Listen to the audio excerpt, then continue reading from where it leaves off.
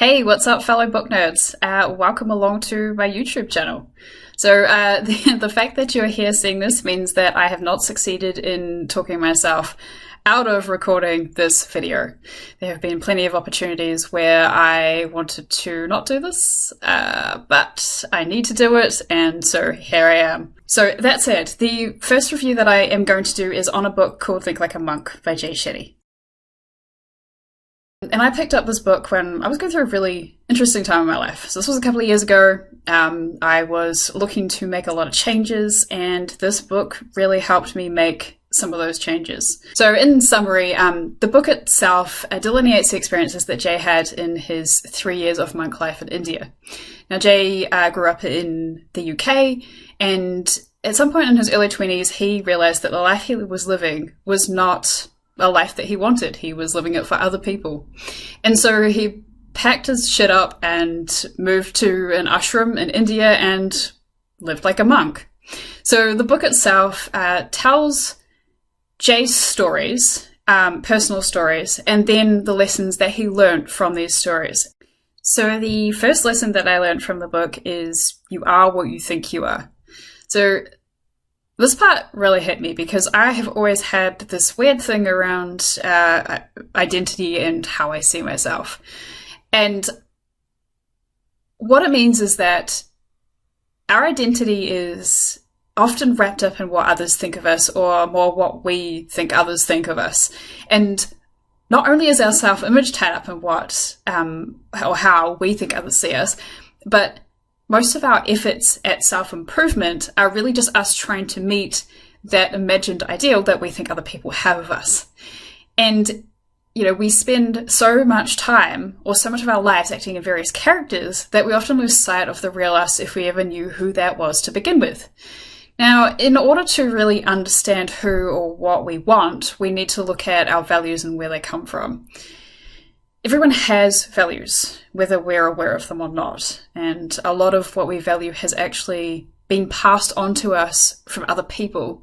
If you think of like your friends, your family, your culture, your religion, your education, we take on values from those people.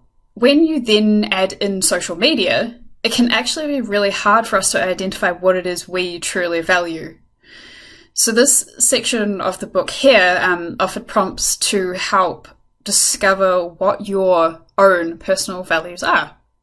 It suggests things like doing an audit on how much time you spend on certain things throughout the day, or also who you choose to associate with.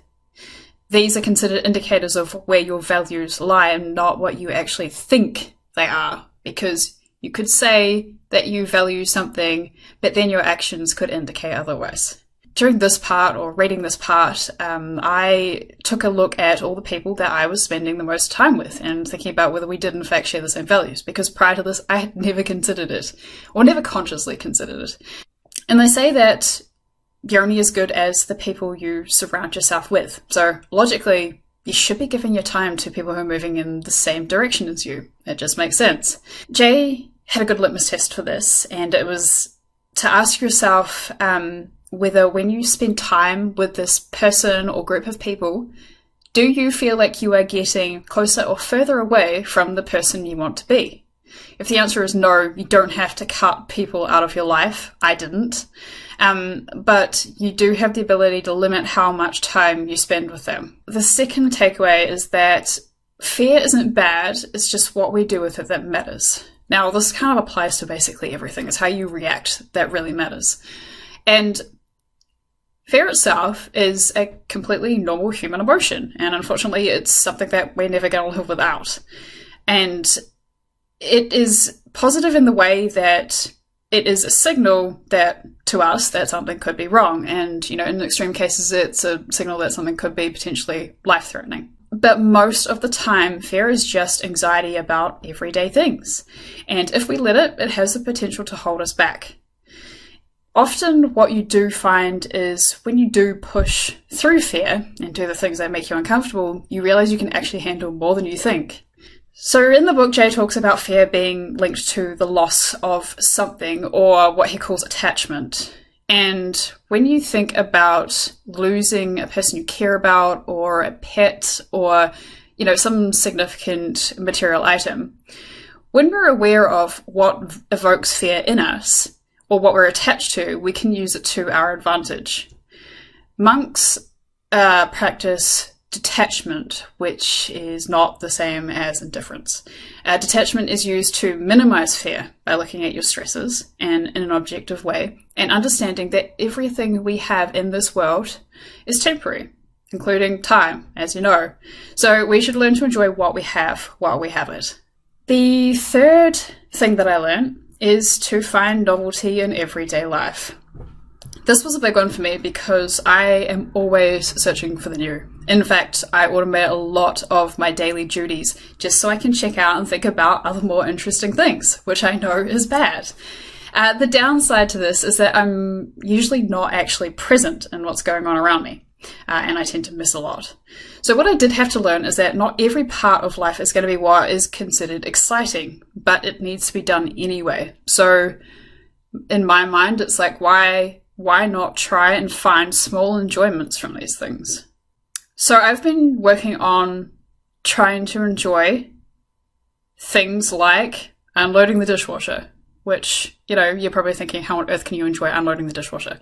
But it's just trying to find something good about it. So for me, it's like, I am unloading the dishwasher because I don't want to have dishes on the sink, and that way my bench is going to look tidy. And so that's, for me, a way that I can positively look at a very mundane job. This mindset in particular has actually had a huge impact on my overall mental health, because now I can find, or try to find, something to be happy about in almost any situation. So the next thing that I have learnt is to be grateful for your setbacks. This part of the book mainly focused on gratitude. And because humans are wired to focus on the negative, it is a natural survival instinct, it can make us insufferable pessimists. And no one likes to hang around someone who's always complaining. I know I don't, but I am also prone to complaining. So if we are naturally inclined to pay attention to our setbacks, why not change the way we look at these and instead use them as a growth opportunity? The book talks about there being a lesson in absolutely everything, and that any event is an opportunity to learn.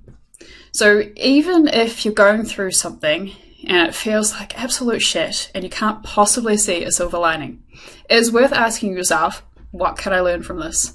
And honestly, this small change has helped me to stop focusing on the past and instead looking at what I have learned from each experience and including it in my future decision making. The last thing that I'm going to talk about is ego.